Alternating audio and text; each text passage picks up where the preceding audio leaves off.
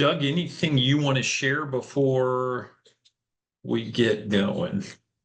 I just, this is the last session, so I'd like to thank everybody for their time. I mean, each of you was hand selected by the executive leadership team to be a part of this training. So um, that's a good thing. And so hopefully you've been able through the different sessions to kind of glean some things out of there that you could put into use, put into practice. It may help you day to day as we're on this, I call it a journey, leadership journey all the time, learning and trying to be better. So thank you for your participation. Thank you because I know that it was a big time drain for everyone to spend a lot of time doing this 8 sessions for a couple hours. So um, I appreciate that. And I will send you later today or tomorrow, I'll send you a little note just with a recap, asking a few questions, just so as we go forward, thoughts that you may have, things that we could do to try to enhance the training, and anything's, possible there. If it would be better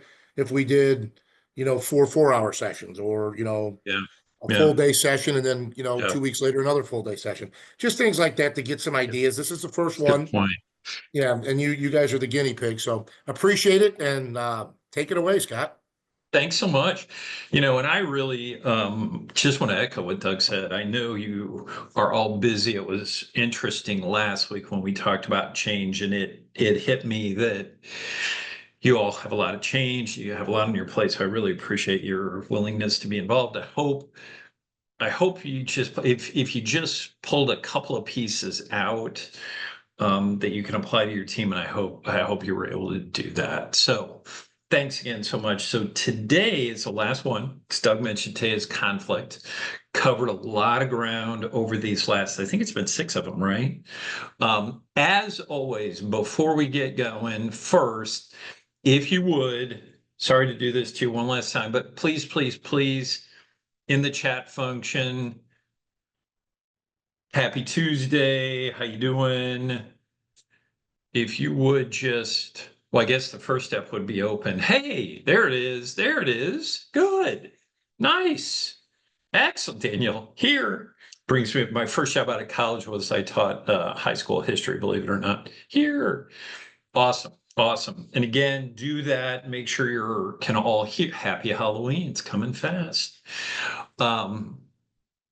That you can all hear, but it's also a great way to stay connected as we go through, as always, have you on mute. By the same token, as we always do, please feel free to come off of mute.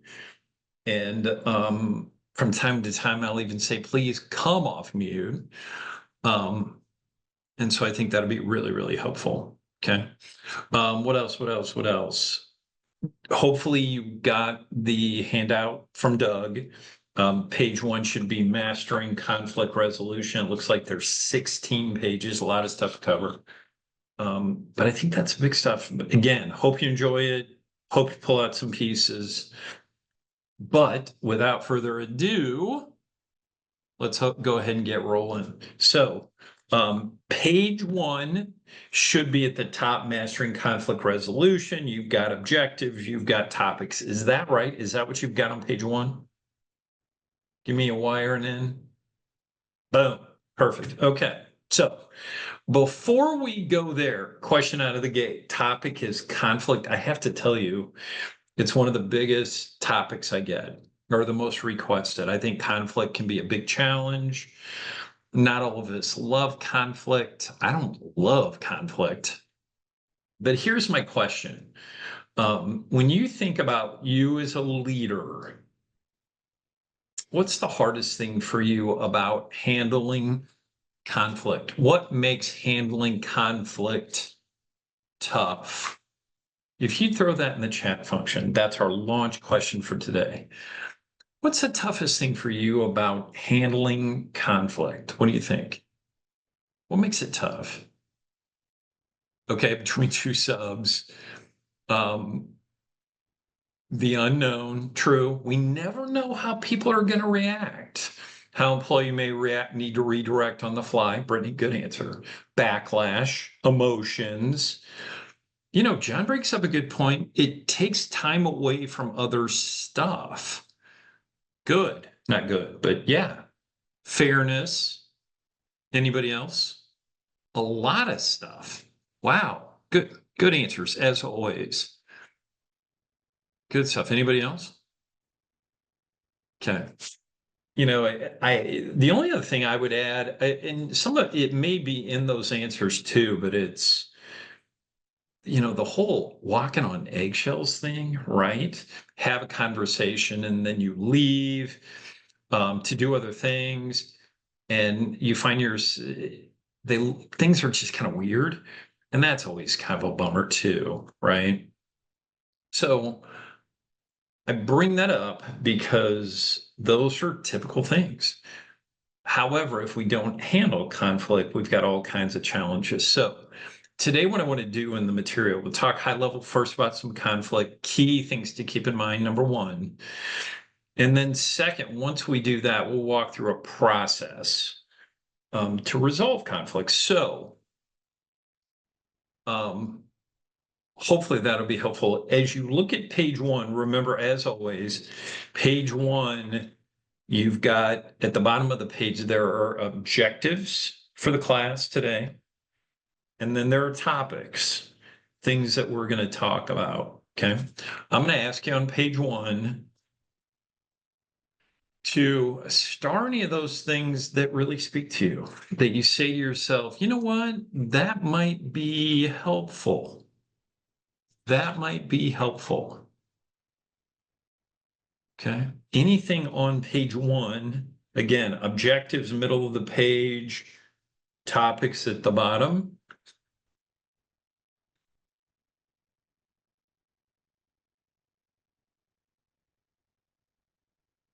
Star anything on page one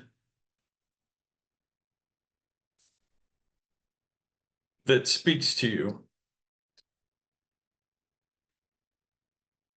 Okay.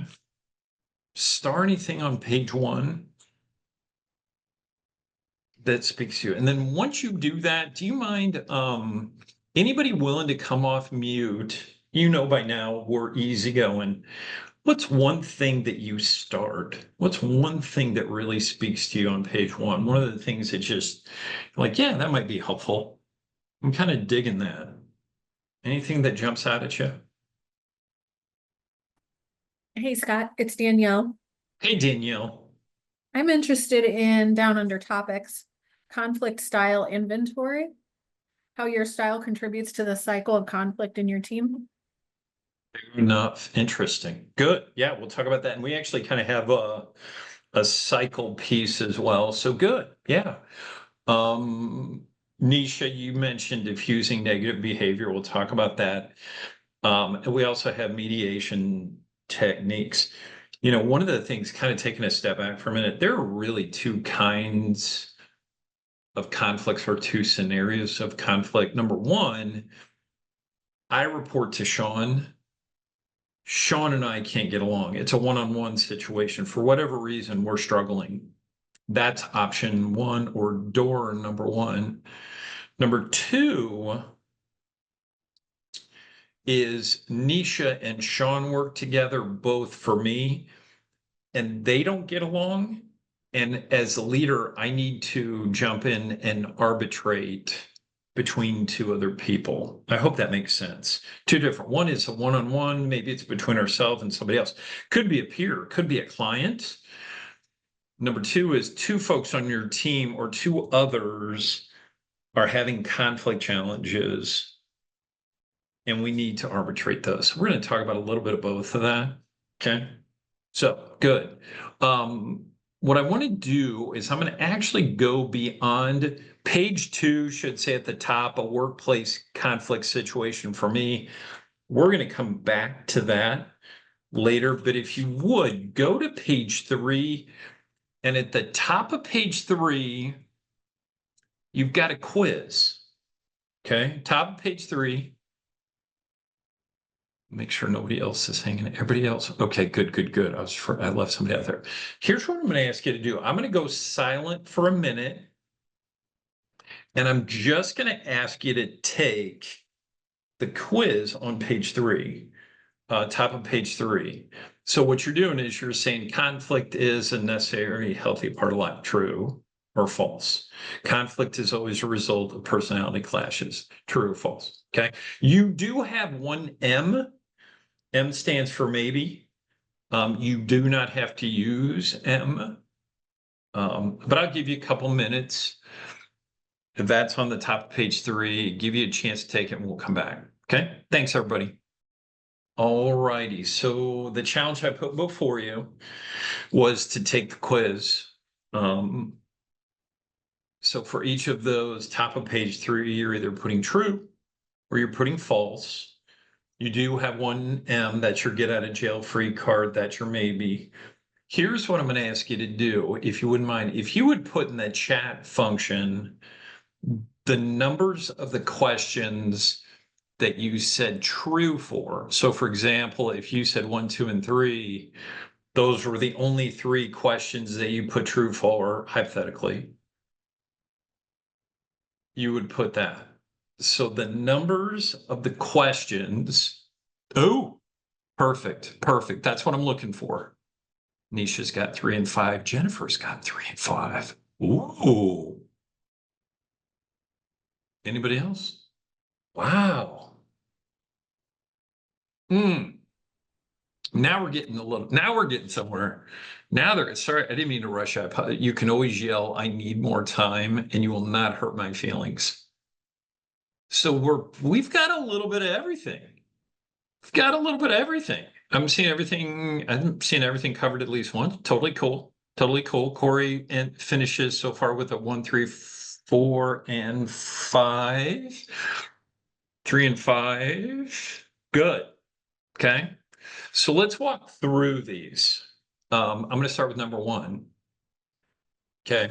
So number 1 is conflicts and necessary, helpful part of life. So don't hurt me when I say this, but my given answer is true. But here's why. Don't hurt me. Don't hurt me. With a number of qualifiers. Number 1, people need to feel safe. One of my favorite things as a trainer is having a whiteboard. I'd love to get in a room and I get with Corey and Vivian with a problem and I say, Corey, what do you think about this? And Corey says, well, I think we should do this and this. And Vivian's like, I don't really agree. I think we should do this and this. And so we come together and we work out our differences and we come up with a plan. Now, I know it doesn't always work that way, but there are some benefits to safe conflict. Maybe I come up with new ideas. Okay. Maybe I come up with solutions I haven't always thought of. Okay. So that's why I'm going through there. Please don't hurt me. So that's what I'm going with number 1. Number 2, conflict is always a result of personality clashes. I mean, what else could conflict be the result of other than personality clashes? What else could it be other than personality clashes? I'm at a loss. If you throw that in the chat function, what else could it be other than personality clashes? What else could cause conflict? Well, can I ask a question? This is Nisha Scott. Can I ask a question? Absolutely. So my thought on it, because like it doesn't mean that because we don't agree on something that our personalities are clashing. We may not agree on politics, but that don't mean I don't like, you know what I'm saying? Yeah. I see. Well, and absolutely true. And you see in there, I've got Jared's got opinion, completion of work, different ideology. Here's division of roles here. So here's what I would say on that one. To me, number 2 is false. And here's why. Could it be personality clashes? Yeah, but it could be a lot of stuff too. It's really that always is kind of where I'm going with that. Could it be? I've seen it, but it could be other stuff too. Is really where I want to go with that. I hope that makes sense. So I have false because of the always. Okay. Number 3, conflict may cause barriers to cooperation. Absolutely. To me, it can. I've seen it. I'm sure you've seen it. So 3 to me. So 1 to me is true. 2 is false. 3 is true. 4, conflict's primary source of stress. Question for you. when there's conflict at work, does it stress you out? If you would type in a Y or an N there, does conflict at work stress you out? Just give me a yes or no. Totally fine either way. Oh, and I got to do it too. I got to put in a capital Y. I didn't put in a capital Y. That's okay. So I'm seeing, wow, 80-20. John says, I don't love it. 70-30. I see that. I mean, typically I have some people that say yes, and I have some people that say no. Second question, how many of you have someone that reports to you and conflict stresses them out? Give me another Y or an N. You have somebody that reports to you and conflict stresses them out. You know, typically what I will get with those two questions is it's 80-20 with the leaders or 70-30. But we've all had somebody that reported to us that really got stressed out by conflict. You know, to me, number 4, it does depend, doesn't it? Some people it really, really bothers them, stresses them out. Some people it doesn't. It depends on the person. The other thing that's really tough is, I don't know if you've ever experienced this. Sorry, Jay. Jay's typically never stressed out about conflict, and then something else comes out and he's really stressed out about conflict. It can depend on the scenario, right? And so that's something I want you to think about too. So for me, 4 is really a maybe. Okay. But at least we know somebody that conflict stresses them out. And then number 5, conflict sometimes produces useful change. To me, if 1 is true, 5 is true. Okay. So here's what I've got for the quiz. 1 is true, 2 is false because of the always, 3 is true, 4, it totally depends on the person and the situation. 5 is true. Okay. That's the top of page 3. Look at the bottom of page 3. Bottom of page 3, I've got the red arrow, I'm sorry, it's not the red arrow, it's a red triangle. You said the red triangle.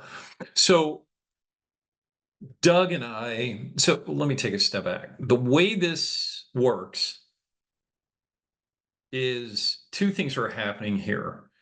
As I move left to right, over time, resolving conflict, it gets harder and harder and harder and harder. That's moving left to right. While that's happening simultaneously, the harder it becomes, the more it affects everyone, the bigger the negative impact. So here's what I'm saying. Doug and I have conflict, but if you look at the bottom, you see where it says differences? I'm at that point. Doug and I are having some difference of opinion. It's not major, but it should probably be addressed. But neither one of us do. And so we let it go. And so I move left to right across that left to right arrow. I don't deal with it. Well, now I'm at the disagreement stage. Every time Doug and I meet, there's a disagreement. Now, Jay and Carlos and Vivian and Corey and Fong are like, why don't Doug and Scott get along? Has somebody addressed this? And nobody does. Okay. And so we move further to the right. Well, now I'm all the way to the right, all right underneath argument. Doug and I can't be in a room without saying something snide or mean, or we get in the parking lot and we point at each other. We're not happy. Well, now it's affecting my team, Doug's team, the business, if that makes sense. So here's my point. This is what I'd have you write across the bottom of page 3. Fix it early. Address it early. If you think there's conflict, there's conflict. Believe me, if you think there's conflict, there's conflict. So it's probably best to have a conversation with somebody and just get it out in the open. Okay. So that's bottom of page 3. So the top was the quiz, the bottom is the stages of escalation. Let me go to the top of page 4. On top of page 4, I've got a definition of conflict. It's really small in your page, probably top of page 4. It says conflict is when difference between 2 or more people escalate to a level that negatively affects productivity, quality, safety, service, morale, or working relationships. So a couple things to notice. First, could be 2 or more people. Second, 6 things that affect productivity, quality, safety, service, morale, work, and relationships. Here's what I'm going to ask you to do, top of page 4. Put a circle around any of those that you've seen conflict negatively affect at work. And so you can circle all 6 if you want. So what I'm saying is Nisha says, has conflict negatively affected productivity? Circle. Has conflict negatively affected quality? Circle. You know what I'm saying? Circle as many of the 6 as you want. Circle as many of the 6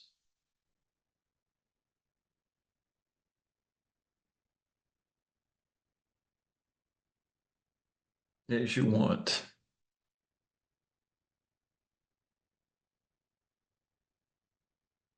Circle as many of the 6, top page 4, as you want. Okay. Once you do that, can you put in the chat function, how many did you circle? I circled 6. I circled 1. I circled 4.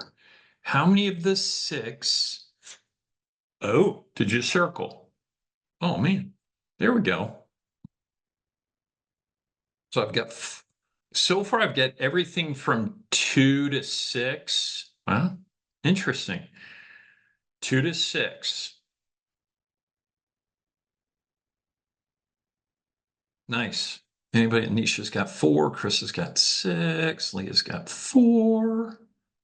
Okay. Somebody else had. Fong's got 4. Okay. Second question. Of those that you circle, what is most affected by conflict? What's your number one? So, sorry, Nisha. If Nisha circled 4, what's the number 1 of 4? And once you've got that number 1, put that in the chat function. So in other words, Scott Morale's number 1. Scott Quality's number 1. What's your number 1? Ooh. Interesting. Interesting. Keep going. All good. I'm seeing so far, it's about 45 morale, 45 working relationships percent.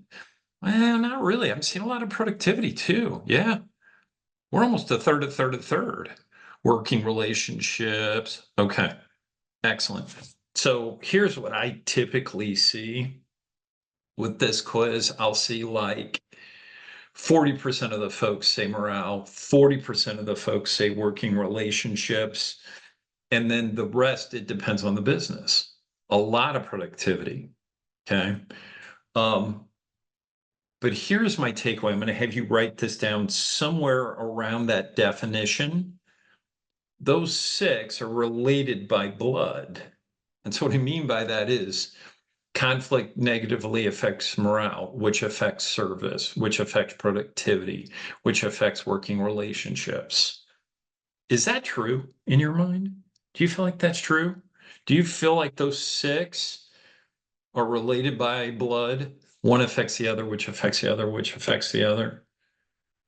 Would you throw that in the chat function? Jennifer says yes. Okay, good. We're together. We're together. Second question around this. There's conflict within the NOVVIA group.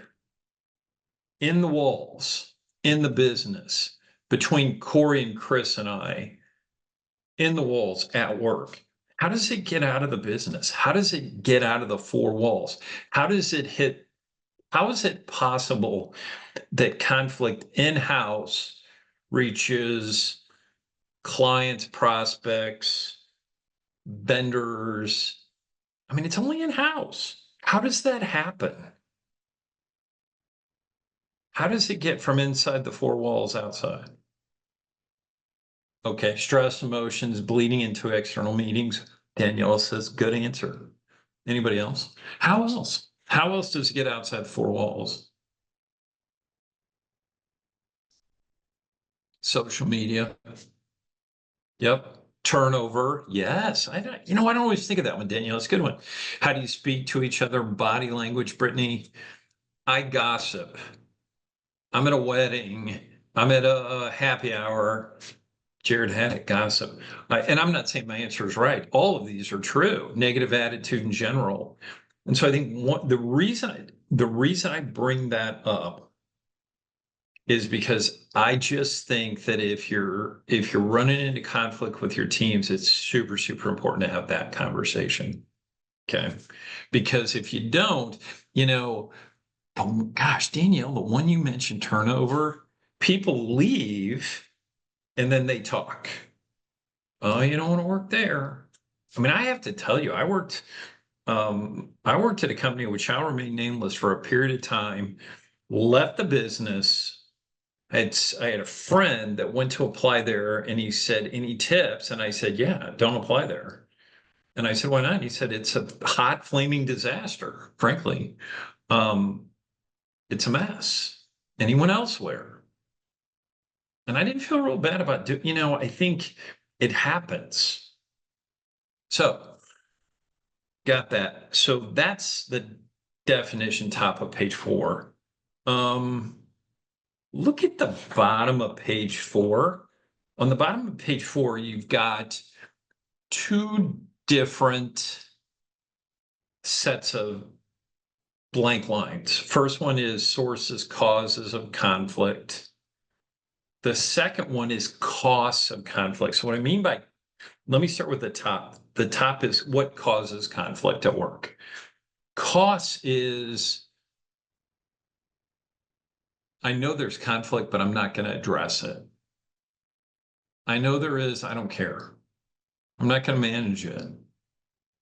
Okay. So here's what I'm going to do. So everybody kind of with me. Causes is what causes conflict. The second one is costs. Costs of not doing something about it yourself. Here's what I'm going to do. I'm going to put you in teams of, where am I at? I think I'm going to go teams of 3. I think I can do teams of 3. Can I go? Teams of 2 to 3. When I do that, here's what I'm going to ask you to do.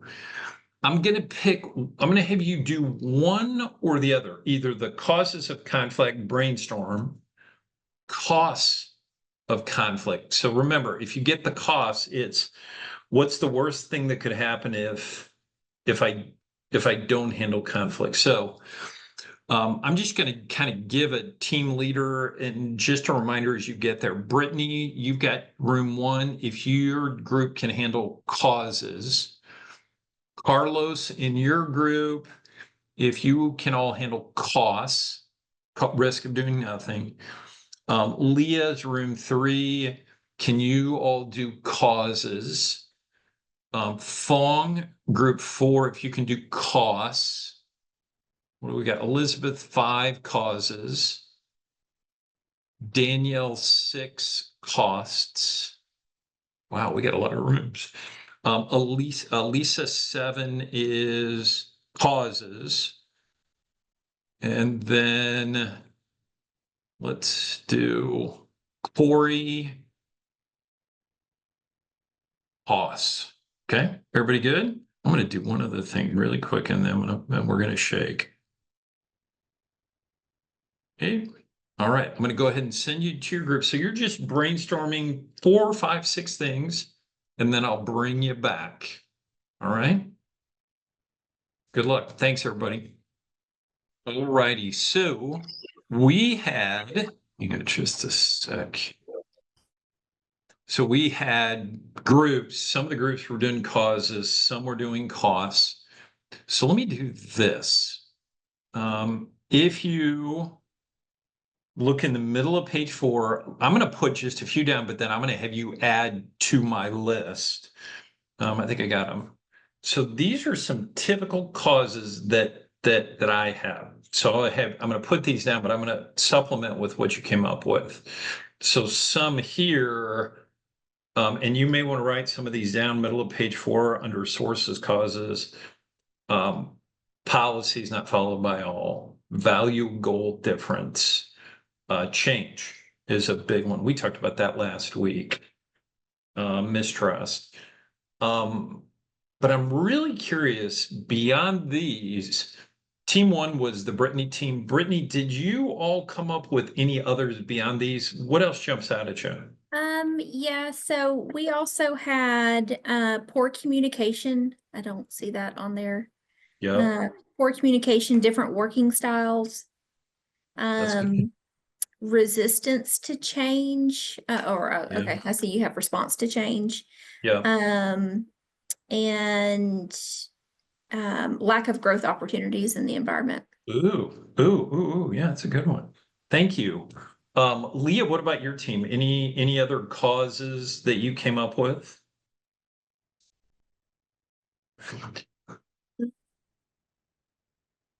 Yeah, I mean, they're mostly on there. Okay. We also had disagreements in the results or the outcome of Got it. Ooh. something, and similar to personality and working style, but also just differing leadership and management styles, going back to the first session we had with the Yeah. DISC assessment. Oh, yeah. That's great. Thank you. And then let's see. Jennifer, your team, anything else what I missed? Or Elizabeth or Kyle? What did you all have? Anything different? I know Jennifer has lost her voice, so I'll get this one, but we said different capabilities. Ooh, good answer. Yeah, good. Thank you. And then who am I missing? The Elisa team. What did you all come up with? Anything else? We got one that's kind of unique. It's health related.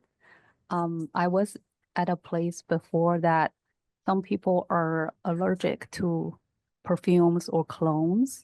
No kidding. And yeah, there was communication about that. And however, people, some people they may not want to accommodate to that. So, Gotcha. yeah. Gotcha. That's I've actually worked with companies where that's been an issue. Mhm. Awesome. Okay, perfect. So those that you all came up with beyond mine, communication, working styles, growth opportunities, disagreements, results, different management styles, different capabilities, allergies, allergic. Interesting. The one that really jumps out from mine that I always find really interesting, number 4, competition for limited resources. I was teaching a class and I was doing it live, and a leader came in late to the class and somebody made the comment. They said, "Oh, there he is." Well, now I need to understand what's going on. And on a break, I said, "What am I missing?" This leader was known to steal rock stars from other teams. He went looking within the company for the best folks and lured them away. Competition for limited resources could be people, it could be money, it could be priority, it can be all kinds of things that can cause conflict, right? So a lot of things to think about. The one other thing I'm going to ask you to do with whatever you put down under causes, maybe star one of those that you say, yeah, I'm really seeing that right now. I'm really seeing that right now. What's one that really jumps out at you? Okay. Just give you a minute to think about that. And I'm not going to particularly have you share that. But any of those that are really jumping out. Okay. All right. So that's, ooh, Danielle changing competing priorities. Yep. Yep. Did we have that? It's kind of a combination of a couple, isn't it, Danielle? Sorry. Okay. So causes. Let's move to the next one at the bottom. It's costs. Let me give you some that I had. And then again, just like we did before, I'll kind of supplement. These are some costs of unresolved conflict. You can see a lot there. Lower morale, hurt feelings. We talked about stress. So this is, in other words, I see there's conflict on my team, but I'm not going to deal with it. There's more mistakes, less creativity. People leave. My rock stars leave. We don't hit our numbers. We lose revenue. Okay. So if you want to jot a few of those down, bottom of page 4, but I'd love to get your take. So those teams that did cost. So the John Roberta Jakob team, what did you all come up with in terms of costs? Anything that you would add? What am I missing there?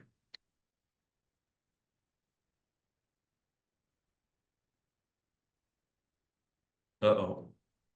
We pretty much said all of these that are on the. Got them. Okay. Fair enough. No, totally cool. Safety was one of them that we talked about that maybe not on the list if somebody is physically confrontational. Ooh, yeah. There could be physical. Yeah, that's a good point. Thank you. No, that's great. Thank you. Danielle, what about your team? What did you all come up with for costs? We had a lot of similarities to the list, some that weren't on there.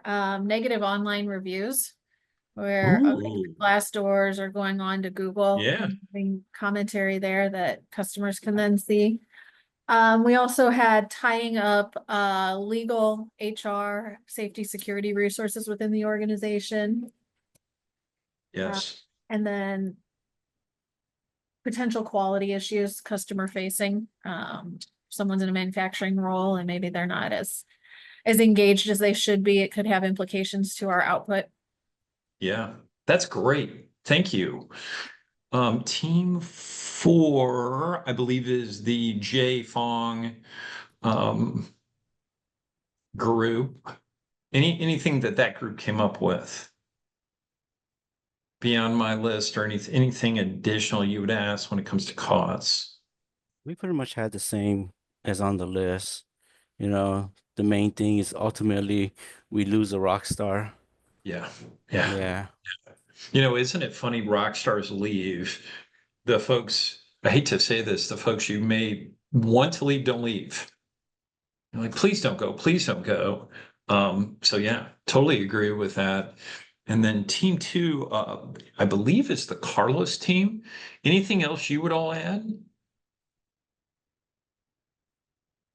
Well, on top of those, the ones we have there, we also put like, it could cost our jobs too, and it could cost someone a promotion if they're doing really well. So, if there's a lot of unresolved conflicts. That's a great point. It could cost us our jobs. It's a little off the beaten path, but it's not. I think about, I'm such a big NFL fan, and think about how many coaches get let go because they're not handling conflict within a team. The whole "you've lost your team" mentality. I mean, it's not the same, but it's sort of the same in some level. So hopefully you've got some of these costs at the bottom of the page. Okay. I have one last thing. There's a little bit of space on the bottom of page 4. I'm going to ask you to write this title. How do I know and I promise I don't have a slide for this, so we're just going to talk through it. So I want you to imagine, so the title again is How Do I Know? Danielle's team just had conflict, but Danielle was in a meeting and missed the conflict. And now Danielle walks into the room, the work area. How does Danielle know there's conflict without being there? What are signs? I guess that's kind of my question is, what are the signs of conflict? How do I know? How do I know? Throw that in the chat, or you want to come off mute too. How do I know there's conflict when I missed it? It's either conflict's coming, or it just went by. So I've got body language. You may want to write some of these at the bottom of page 4. Emotions. Ooh, Roberta put tension. You can feel it. You walk in the room and you just feel it. There's silence. Good. Not good, of course, but yeah. Anything else? Sometimes I've found this. Quiet people get loud and loud people get quiet. The loud folks, they just stop talking. And I see lack of participation. Good. I'm going to put that one down too. Participation. Only I could spell.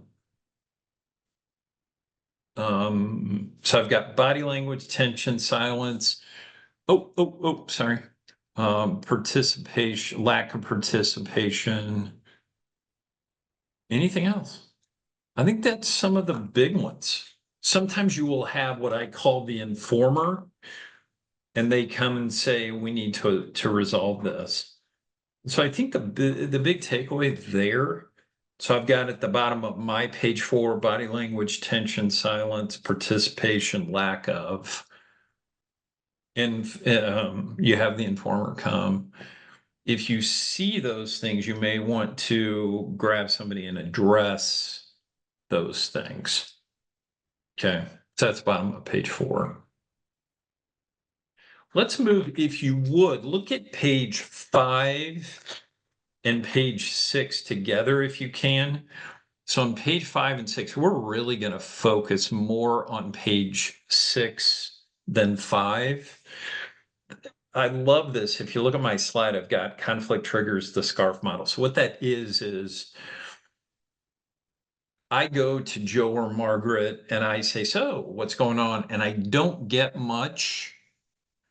But if I drill down a little bit and I ask some good questions, conflict tends to land in one of these 5 buckets. And the 5 buckets are status, certainty, autonomy, relatedness, fairness. Those are the 5 buckets typically. So on page 5, you've got some definitions, and that's fine. On page 6, what I want to do is, you see I've got space for you under each of those 5.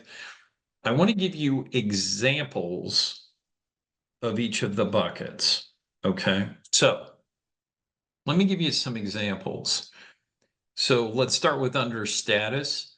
Under status, I'm going to have you on page 6 write these words: title, experience, age, pay. Let's start there. Under status, write title, experience, age, pay. So what I'm saying is, the status bucket is where there's some sort of a status and it's causing conflict. So let me give you an example. When I first started in the training business, I was also doing a lot of coaching. I went in to coach this gentleman, and he was twice my age, no question. And I walked in, I sat down, and he's going to give a sales presentation. I get ready to give him coaching, and he looks at me and he says, you know, Scott, I've been doing this since before you were born, right? And it kind of caused some conflict. He didn't want to hear what I had to say. Or somebody, it's clear that their title is much loftier than mine, and it creates some conflict. Either I'm intimidated or the person with the title says, don't waste your time with me. Okay. That's status conflict, title, experience, age, pay. Okay. First bucket. The second bucket is the certainty bucket. The certainty bucket is anything that affects your or my certainty. So under certainty, we're going to put change. We're going to put mergers. We're going to put COVID. We're going to put new boss. I'm going to put new role. So those are under certainty on page 6. If you want, those are examples. Those are affecting my certainty about my work life. There's change. There's mergers. COVID was a huge certainty. People's certainty went out the window. I get a new boss. I've had the same boss for 15 years, and my new boss doesn't do it the same way. I have a new role, or my responsibility changes. I have the same title, but all of a sudden what I was doing before is no longer what I'm doing. Okay, hopefully that makes sense. That's the certainty bucket. Anything that affects my certainty affects my team's certainty. Okay. Third bucket is autonomy. Let me take a step back. Let me take just so you're putting things, we're going to continue to do that. Let me give you kind of one-word definitions. To the left of status, and maybe I go more than one word, it's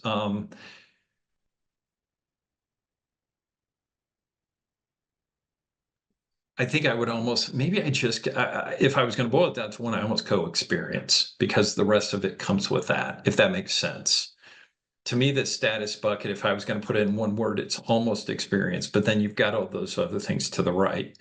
To the left of certainty, I would write change, but it's all those things to the right, including change. I hope that makes sense. I hope I didn't confuse you. To the left of autonomy, I'm going to have you put this work-life balance. To me, autonomy is all of a sudden it's affecting my balance in life. Okay. Now, what are examples? Let me throw those in. Examples of autonomy, work-life balance, overtime that never ends, emails at 4, missing family time. Those are examples I would give of autonomy. Oh, I've got to add one more. Anything related to micromanagement is also in that bucket. So next to autonomy, it's OT that never ends, emails at 4. Why am I getting emails at 4 a.m.? Not 4 p.m., 4 a.m. Why am I getting emails at all hours of the day? Why am I missing my kid's soccer game? Why am I micromanaging others? Why am I being micromanaged? That's the autonomy bucket. Okay. That's bucket 3. Okay, bucket 4 is relatedness. So to the left, if I was going to write a definition in a word, it's relationships. It's work relationships. Okay. So when I think of that 4th bucket, relatedness, it's that idea. If I spend that much time at work, I'm going to build relationships and something affects that. So it's somebody retires that you're close to. It could also be a new boss. Death. What else could it be from a related? Friend becomes boss. Let me get those up there. So relatedness. Somebody that you're tight with retires. You get a new boss. Death at work. Last year I had 2 classes canceled due to death. I had somebody that working at a corporate farm died in a field, and they shut down the plant, and they said, you can't come. And I said, of course I can't come. Had another situation where somebody died of a heart attack at work. Okay. The other one could be friend becomes boss, and now that affects your relationship with that person. There are things you can't share anymore. Okay. That's relatedness. Last one is fairness, and I can't simplify it. Fairness is it's anything that affects fairness. So it's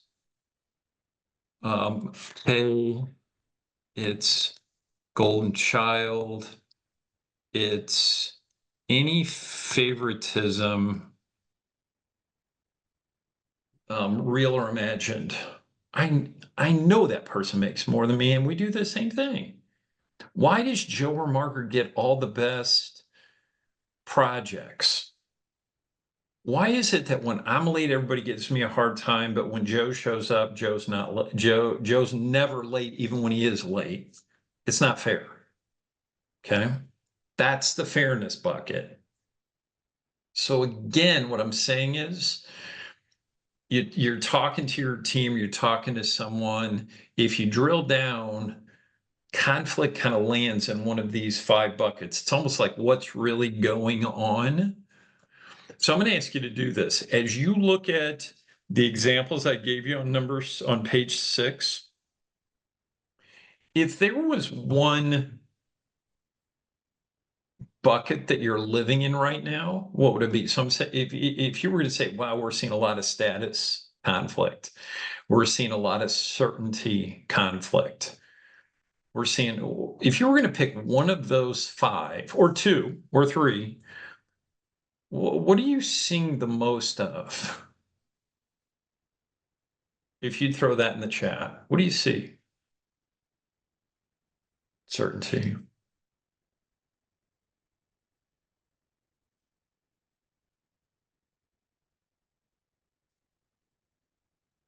Autonomy. Oh, okay. Okay. I'm seeing other things too. Fairness, autonomy. As I was prepping for this class yesterday, I thought, I wonder how much, just with the amount of certainty you've run into, with the change that's happened.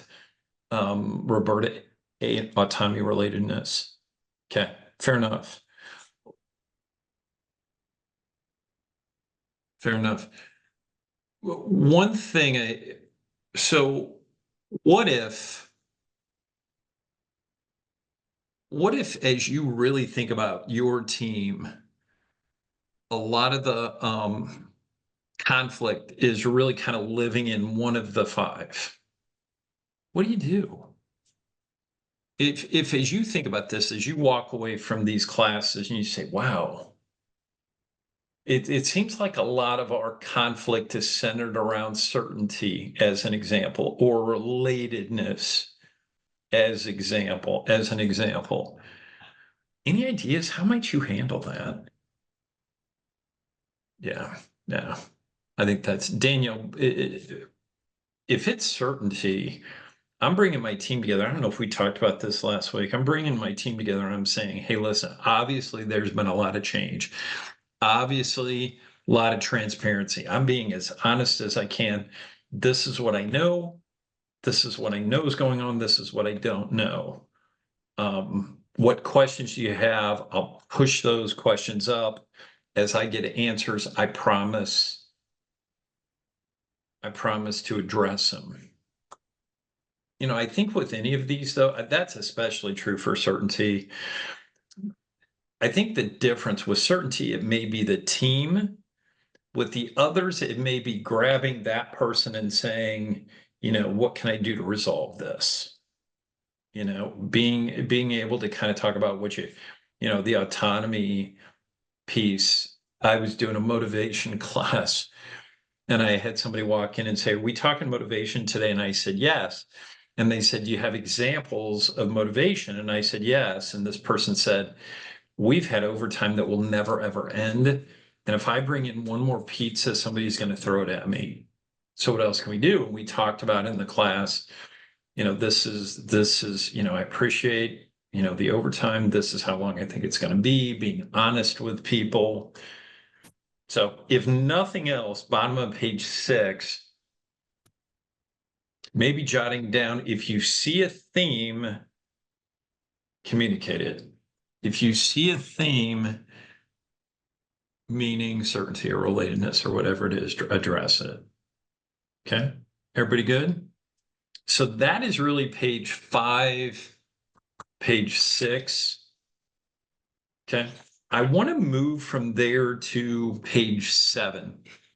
On page 7, we're moving to the back end of this, which is more around 5 steps of resolving conflict. And you see on that page, cope with your emotions, control your behavior, calm the situation, seek to understand, seek resolution. I want you to notice something right out of the gate. The first 2 have your in it. So a lot of times what you're going to run into is checking yourself before you wreck yourself is, I think, a way to think of it. What do I need to do to get myself under control so that I can be useful to resolve? Okay. So I'm going to ask you to do me a favor, if you don't mind. Bottom of page 7. I promise I'm not going to ask you to share this. I want you to think of a name of someone you've had conflict with in the past, or you have conflict with them now, or it's coming. You see the storm brewing. Okay. I'm just going to ask you to write down that name on the bottom of page 7. Give you a second to think about it. Oh, you don't want us Somebody- to share it in the chat? No. I was like, that's funny. Somebody else in the group's going, it's with me, and then we have conflict right in the middle of the webcast. Name of somebody on bottom of page 7. That's funny. Past. It's happening now. You can see it coming. Okay. And this is work, not home. No fair picking your spouse or kids. Okay. That's page 7. Can you do this for me? Can you type in yes or no? I've got somebody.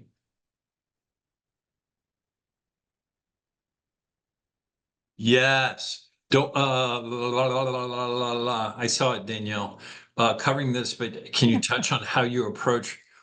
Let me I'm holding. Let me write that down. I can't forget that. Executives. You know what? I promise you will hit it. I promise. Good answer. Good answer. But everybody else got a yes. Okay, good. Take that name on page 7. Go to page 8. I won't forget. I've got it written down. Executives. Gosh, I can't forget that.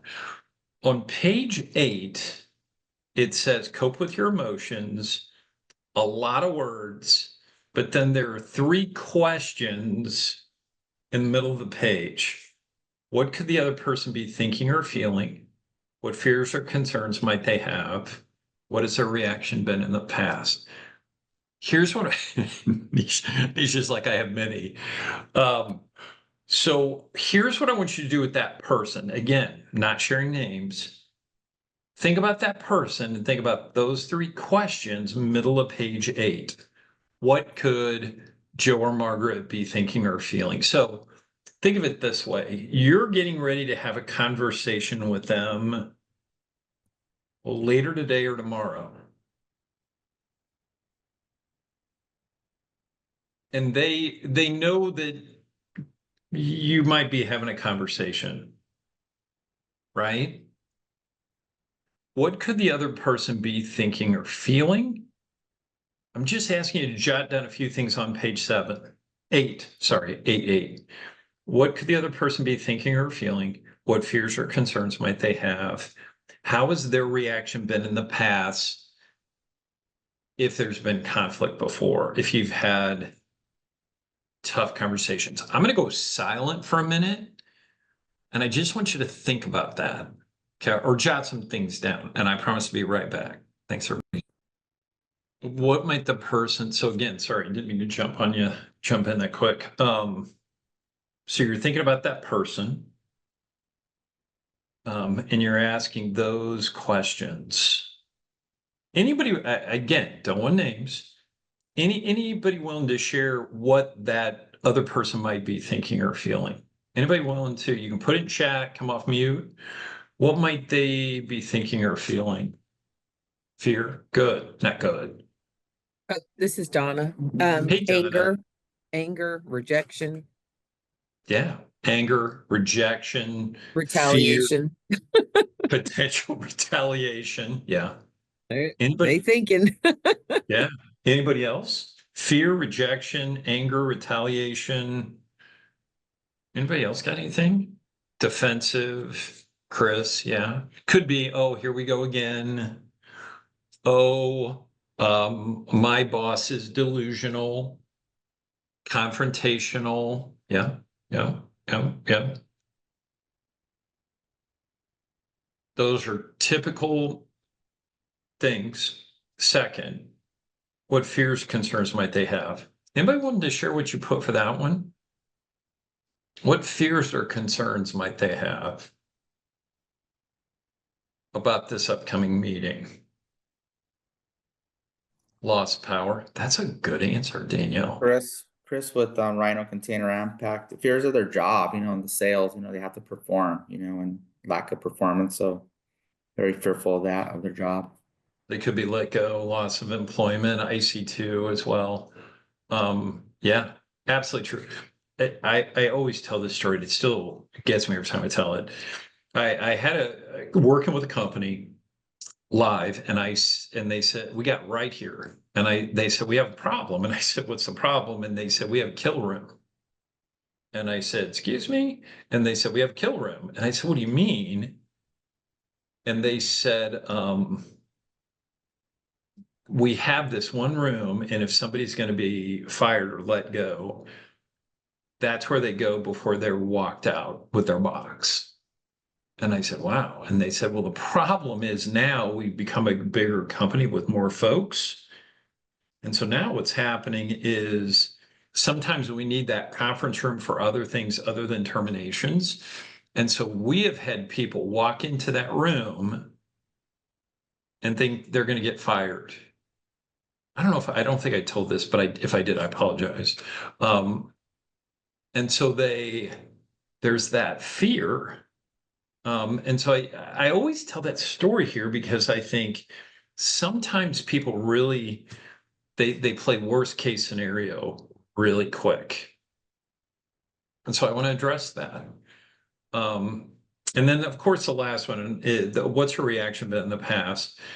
I think the biggest takeaway for that last one is they may be angry last time and now they're not, or they may not be, and now they are, right? And so that's really the reason I had you do this on page 8 is these 3 questions with that next person you have conflict with might help you to put yourself in their shoes and give you a second to say, okay, wait a minute, I need to think from their perspective. Okay, I hope that makes sense. That's page 8. That's step 1, cope with your emotions. Look at page 9. We're moving to step 2. Step 2 is controlling your behavior. If you look at page 9, there's a long list of things. These are what we're calling destructive behaviors. In other words, these are things that sometimes in a tough situation, you might be accused of doing, or a conflict situation, you might be accused of doing. And I'm not, of course, going to read through all these, but just a couple that jump out. Number 4, start being sarcastic. Number 5, interrupting and not letting people talk. The very last one at the bottom of the page, being cynical. That will never work here. Well, you know how NOVVIA is. I'm going to ask you to do this on page 9. This is you. And you're just saying to yourself, I've got to watch these when I have a conflict conversation with somebody. Put a star next to it. I'm going to give you a minute or two. Star any of those on page 9 that you say to yourself, I gotta watch that. I gotta be careful myself in a conflict, in a tense situation. I'm gonna go quiet for a second. As you're doing that, page 9, I'm just gonna, if you're finishing into 9 was destructive behaviors, right? As you're finishing that checklist, go to page 10. They work together. Page 10 are examples of constructive behaviors. These are good things that you may do. So once you've starred those things that you've got to watch on page 9, go to page 10 and star those things that you say to yourself, yeah, I do that. Okay, I do those. Those are good. Okay, I'm going to give you a minute. So really, you've got both 9 and 10. I'm going to give you a few more minutes to kind of work through that on your own. And then I promise we'll come back. Thanks. All righty. Take a few more minutes again. So where we are right now, we're on step 2 of the 5 steps. Control your behavior. Page 9 are destructive that you're going through, and starting any of those you got to watch. Page 10 are constructive. And I think the idea here is, well, I know the idea here is how you react definitely affects the chances, right, of conflict being resolved. Anybody willing to share any of the destructive? Anybody willing to share one destructive that you say to yourself, man, I really need to watch that on page 9? And so you won't feel bad about yourself. My top, my number one, without question, it has been, will be sarcasm. I really struggle with that one, have in the past. Really important to be mindful of that one. Right? Anybody else that you just say to yourself on page 9, man, I really need to watch any of those that you feel like, man, I gotta watch that. I gotta get better at that. The look is a big one, Nisha. Yes. Sometimes we don't even realize. I had a boss that he wore readers, and he would look over them and he would just bore a hole in your soul. And we finally had to tell, his name was Larry, great guy.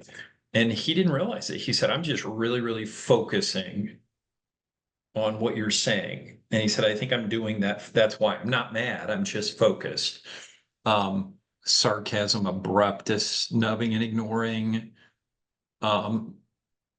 silence. One of the things with snubbing and ignoring to keep in mind, sometimes you might have to go to somebody or a team and say, listen, I need a little bit of time to regroup, but I'm coming back.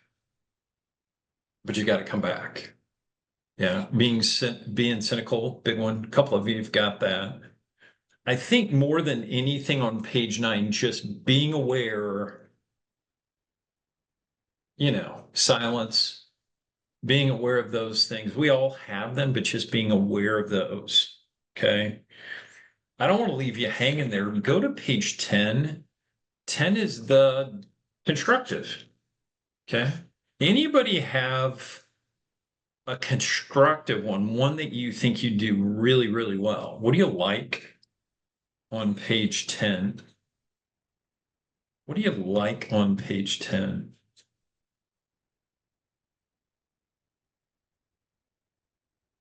Okay, focus on the facts, Ronald, which means, to your point, we've got to have the facts ready. Go from their perspective, positive feedback, good. Ask for their perspective, good. Anybody else? Okay. I like this list as well. A lot of calm voice, acknowledging what's happening. acknowledging their feelings. Yeah, it's good. It's a good list. Okay. So again, 9 was destructive, 10 was constructive.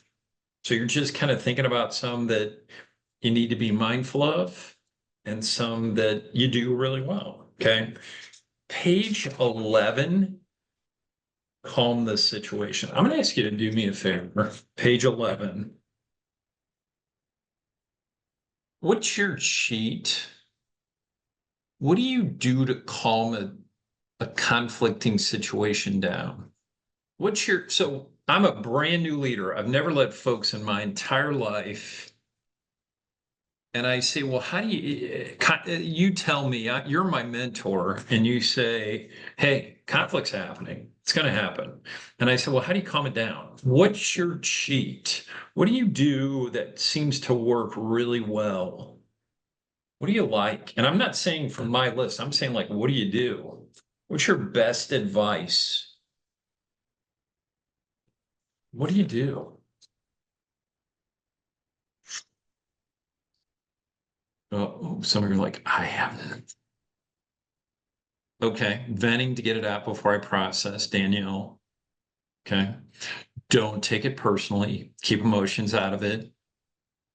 Just the facts. Remember balance. Good. Take a second to talk about things that have, okay, good. Take a second to talk about things they have common ground on. You know, I had a boss that would take a lap before one of these conversations. Like he would walk the parking lot, literally. He just said, I need to take a beat and then I'll come back. So if you look on page 11, in addition to what you have, take a time out, find a private place to talk, conference room, meeting place, something, be empathetic, stress you want to find a resolution. I would add to that, if you need to take a lap, take a lap. You may want to put that at the bottom. One of the things I started to do too was I had a peer that I really trusted, and Sean and I would walk through the upcoming conversation I'm going to have, and Sean would give me feedback. Sean would say, you need to get to the point quicker, or, you need to ask a few more questions, or, yeah, I really like that point. One other thing, and I don't think I shared this with you. I'm pretty sure I didn't, but one thing to maybe write down across the bottom of page 11 is this. I'm typing it in, but I'm talking through it. Oh, I left my stuff in caps, sorry.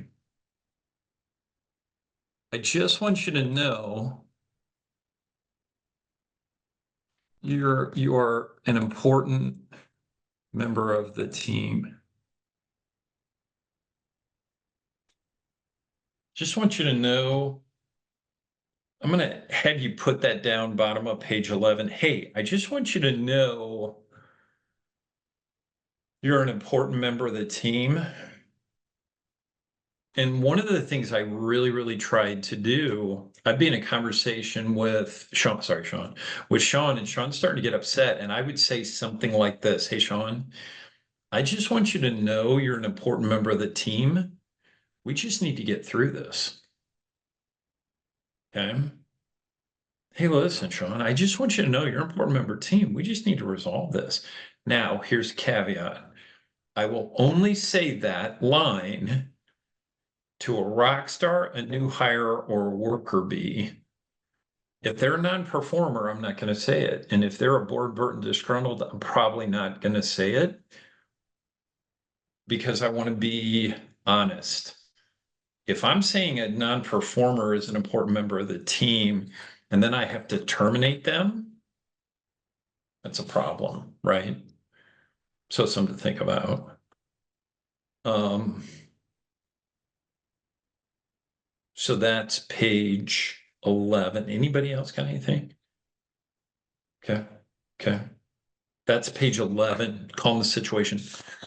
Page 12 is seek to understand. And you see there a number of ideas. Seek to understand. If I was going to take this page and boil it into a bottom line for seek to understand, it's being really good at active listening. You know what I mean? So that's being engaged while I listen. Oh, tell me more about that. Summarizing what's being said.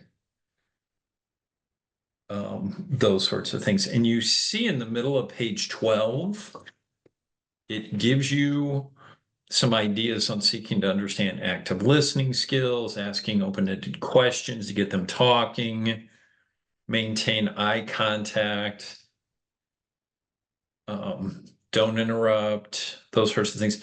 What do you think about number 4? Try to sit on the same side of the table with them. Agree, disagree. Honestly, what do you think? Try to sit on the same side of the table. Good idea, bad idea? What do you think?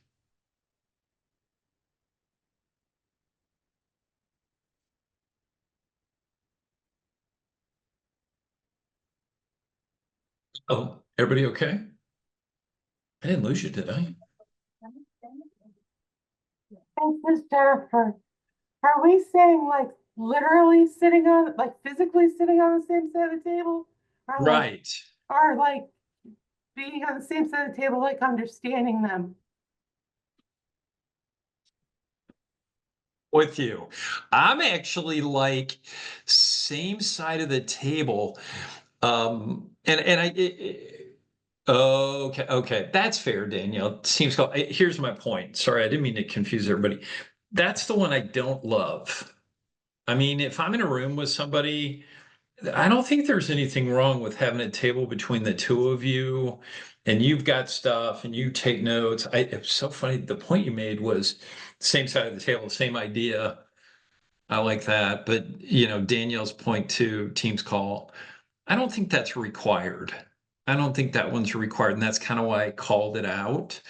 What I wouldn't want to do if I'm in the same room is I'm sitting higher than the other person or trying to intimidate in some way. Okay. So sorry about that. That's page 12.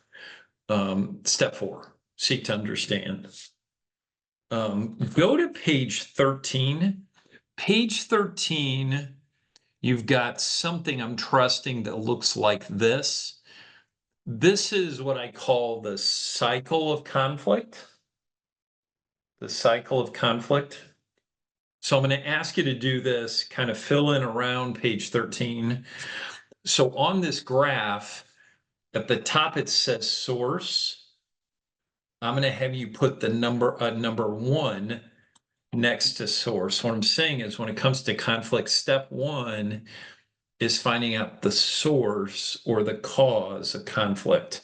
If you remember on page, I think it was page 4. Yeah, middle of page 4, we outlined some sources or causes of conflict. Remember that? So that's number 1. And so now we're going clockwise to put a number 2 next to triggering event. Okay. But also next to that, can you write the word scarf? And that was on page 6 where we talked about status, certainty, autonomy, relatedness, fairness. So cycle of conflict, step 1 is source, identify the source, identify the cause. 2 is what's the triggering event? Are we in the status bucket, the certainty bucket, something like that? Number 3 is at the bottom, and that's behavior. And when I say behavior, remember on page 9 and page 10, we talked about this is your behavior. Page 9 was destructive behavior. Page 10 was constructive behavior. Okay. So that's number 3. And then number 4 on this page is consequences. So put a number 4 next to consequences. And consequences is, remember in coaching, we talked about the sorrow model? I'm going to hit that again in a minute, high level. But there's the consequences of having a conversation with them as sorrow. So that's page 13. Okay. I hope that makes sense. So I'm going to go slightly out of order. Please don't hurt me.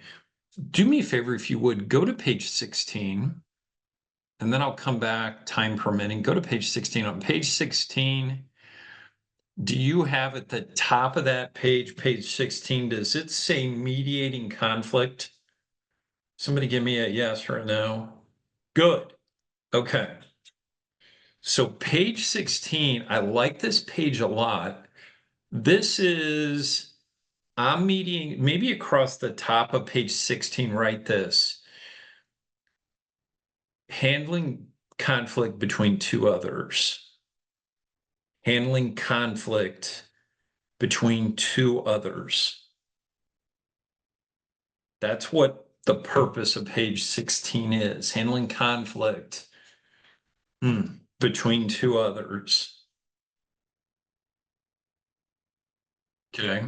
Now, once you do that, if you've got a sticky or a place to put a note somewhere else in the top of that page, I'm missing two steps that I want to put somewhere in the white space at the top if you've got it. And it sounds really goofy, but I'm going to have you write it down anyway. So think about this for a minute before you write anything down. I've got Kyle and Carlos have some conflict, hypothetically. Okay. Step one, so I'm going to have you put this very top of page 16. Step one, I meet with person one separately.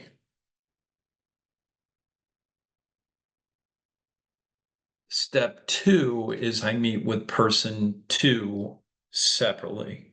So what I'm saying is Carlos and Kyle has conflict. I'm going to meet with Carlos separately first, and I'm going to meet with Kyle separately because page 16 is bringing them together. So I'm going to meet with both of them first separately. I hope that makes sense.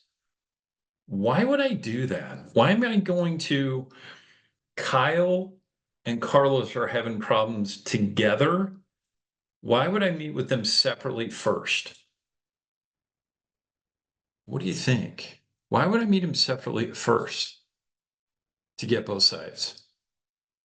Just like to get both sides, to understand their position, to get their point of view, to keep them calm, Danielle, to ensure they feel safe, comfortable to participate in the mediation, to get both, all of that. Yeah. I'm going to meet with them both separately because I want to get both sides first. Here's another benefit. Sorry, Kyle. To be fair to both, it's a great point too. Sorry, Kyle. It's Kyle's fault. It's Kyle's fault. So I meet with Carlos, and Carlos says this, and I'm like, and I don't say this to Carlos, but I'm thinking, I think it's Kyle. And then I meet with Kyle, and I realize it's Kyle. Kyle and I have a conversation, and then I go to Carlos and I say, it has been resolved. I don't particularly need to bring them together, right? So that's a benefit too. Okay. So, but let's suppose I meet with Carlos and I meet with Kyle. I get both sides. I need to bring them together. If you look at page 16, this is kind of the structure of that meeting. So let me walk you through these. Step one, explain the purpose of the meeting. The purpose of the meeting, there's a couple things I'm actually going to have you write down over next to number one. The first thing I want you to write down is, remember where we talked about 2-sentence summary?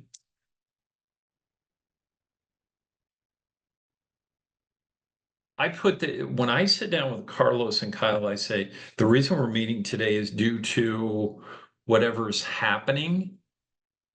And I try to do it as bulleted as I possibly can, so they understand. The second thing that I do under the 2-sentence summary is I make sure that they understand this. Who does it affect?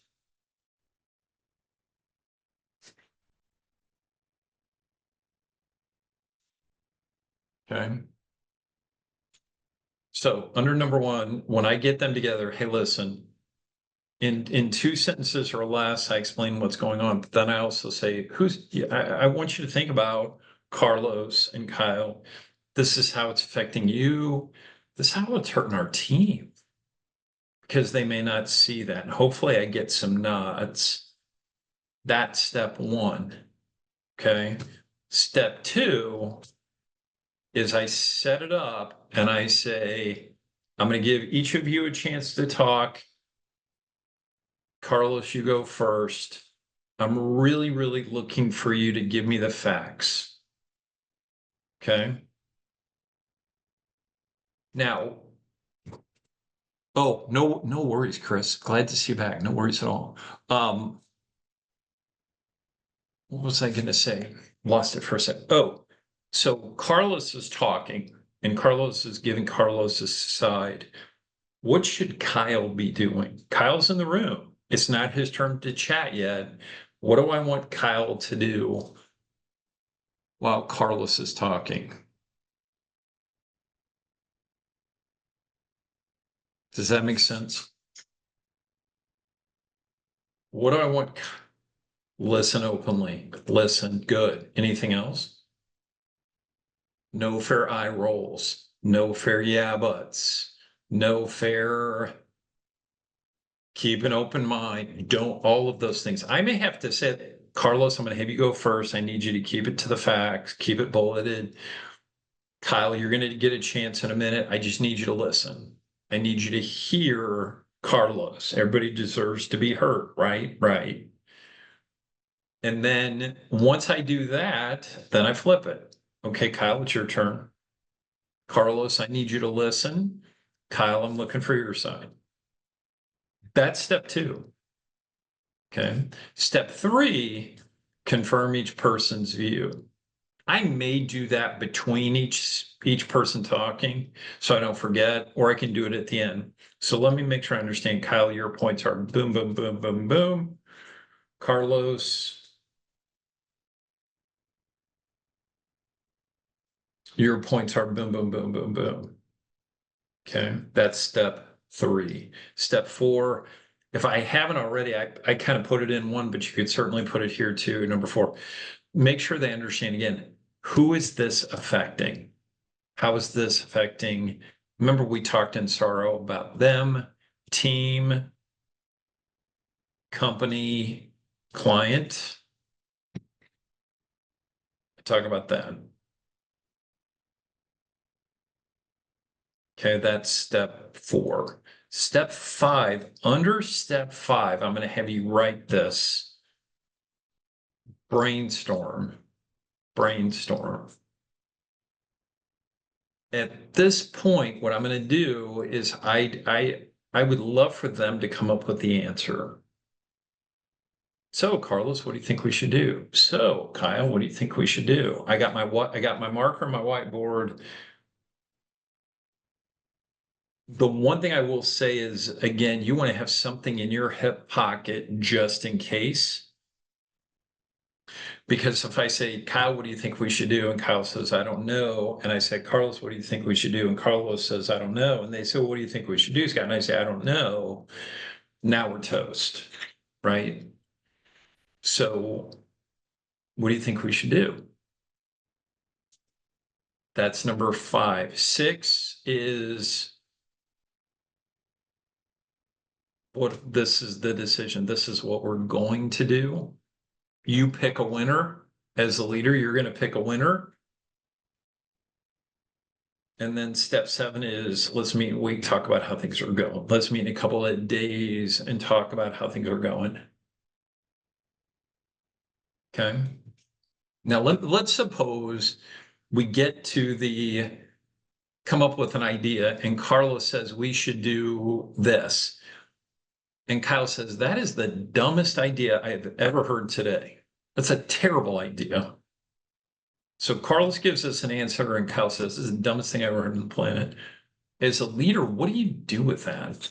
How do you handle that? Any thoughts? And you can come off mute or put it in chat. How would you handle that? What would you do?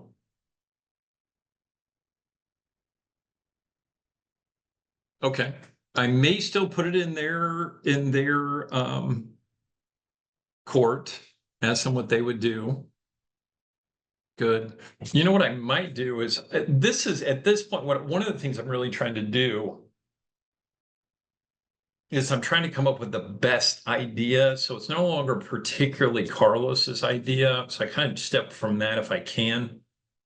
But the other thing I might do is say, let this. Why don't we try this for a week and see how it's going? We're going to come back in a week. If it doesn't work, we'll try something else. You know, can we do a trial run and see if that'll work? Okay. Questions about 16. Concerns that you've got about 16.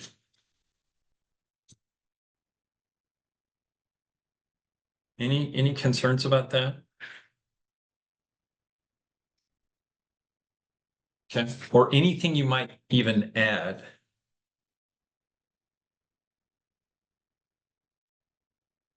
Okay. I want to do one other thing. I'm going to incorporate two things with one. If you would look at page 14 and 15, I don't know if you remember this. I hope you do. This is sorrow from the coaching.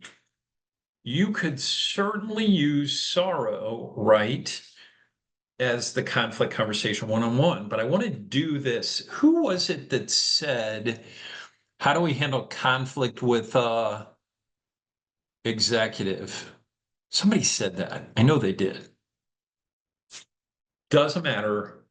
It was Daniel. Okay, Daniel. Let's try this for a minute. Let's hang out on page 15.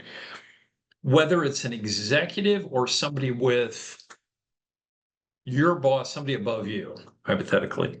Look at page 15 for a minute and let's walk through this. How could we use sorrow if we have a challenge upward? The first thing I might do is at the top of page 15, at the top above where it says sorrow planning, I'm going to have you jot down these 4 things. Thank you. Important conversation.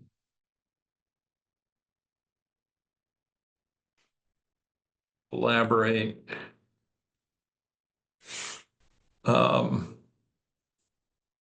Two-way. So think about it. So what I'm saying is above where it says sorrow planning sheet on page 15, this is kind of my walk in and sit down and talk with this senior leader or this executive. I might start with this.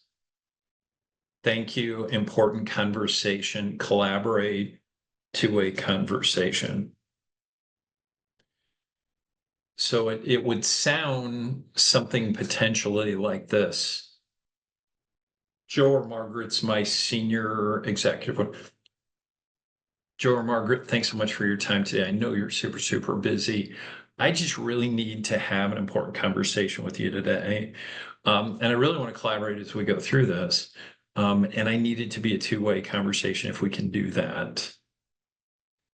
That's a really great way to start the conversation. Okay. So that's again above the sorrow planning sheet. Why would I start it that way? Any benefit of doing that? Any benefit to starting that way with the senior?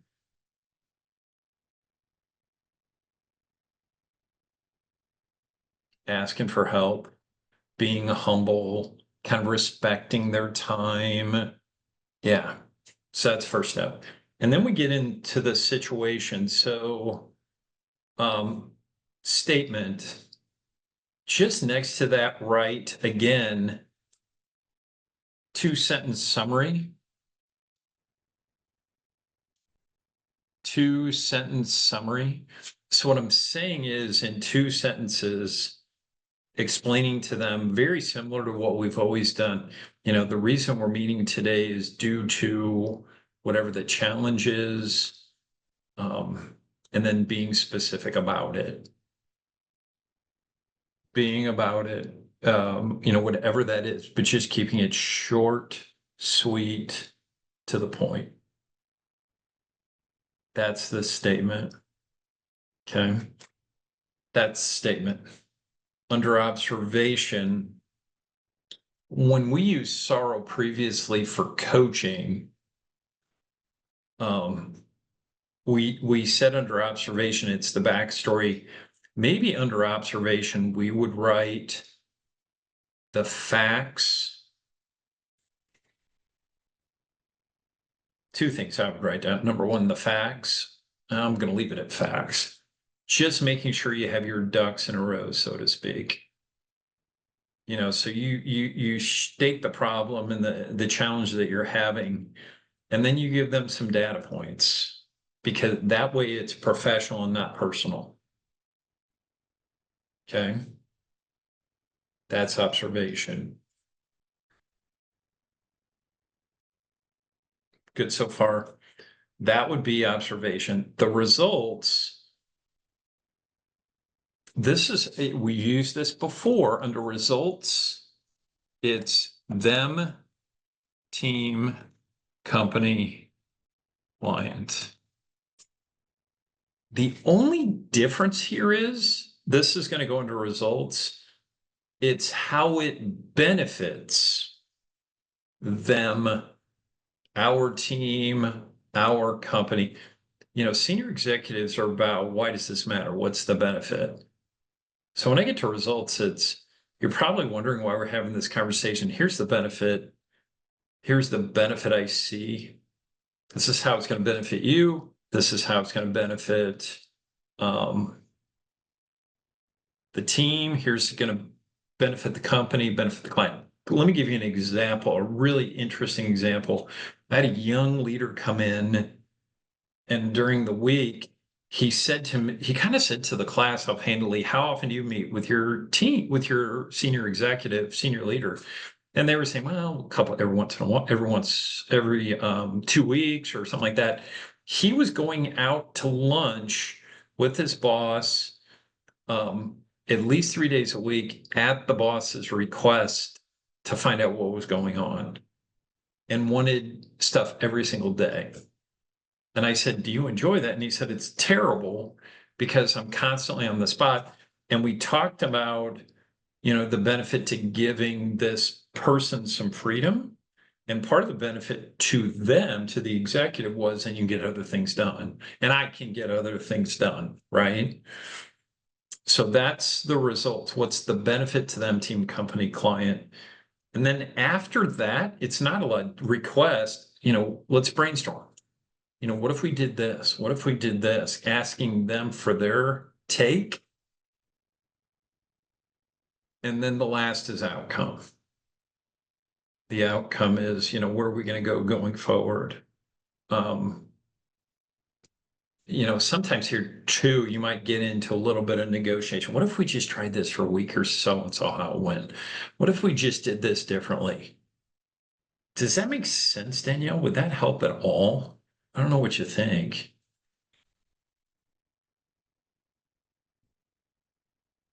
Okay, okay. I was just, as you're talking about that, I was thinking about just thinking through the sorrow model. Ouch. Just thinking through the sorrow model, and, you know, maybe that would help. Okay. Those were the big things I wanted to hit today. We covered everything. Any questions that you've got for me from a conflict or otherwise standpoint? Any questions about conflict that I missed? Okay. All right. Well, if not, it was great working with you. Really, I know, like I said, a lot going on. You were showing up as much as you could. I really appreciate that. We are continuing to get those recordings out. I was thinking about that today. Anything you need, thanks, Nisha. It was great. And you were also participative. I really appreciate that. Awesome. If there's nothing else, I'm going to go ahead and let you go. Thanks, and have a great rest of your Tuesday, everybody. Take care. Thanks, Thank you. Scott. Appreciate it all.